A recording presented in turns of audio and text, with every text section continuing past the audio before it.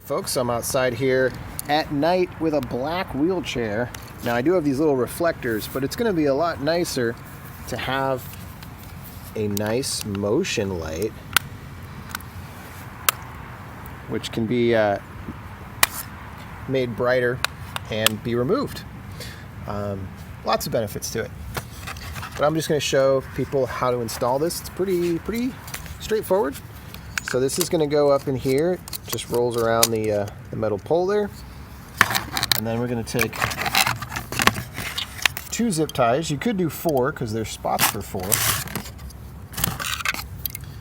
And the zip tie just goes in through here, goes around our pole here, and then locks into the other side of the zip tie. So I'm going to do that real quick, and then I'll make a follow-up. And there's a new version that I've designed too, a slight improvement, where there's a little ridge here and also on the other side to kind of keep the zip tie from kind of wobbling a little bit.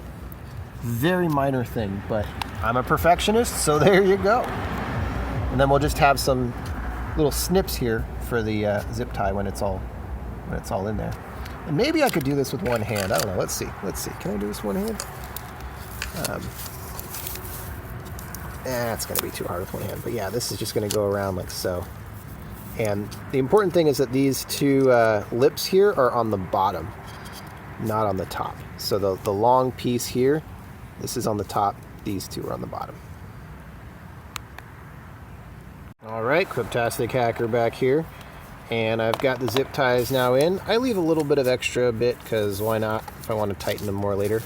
The idea is not to get them super crazy tight, but just enough that there's a little bit of friction, and so that way you can adjust this to your liking. And now we just take our little guy here, and it magnetically clips right in. Like so. Pretty nice. And I can rotate it and use it as a work light or just, whatever I need. USB-C rechargeable and easy to replace. These cost about $10.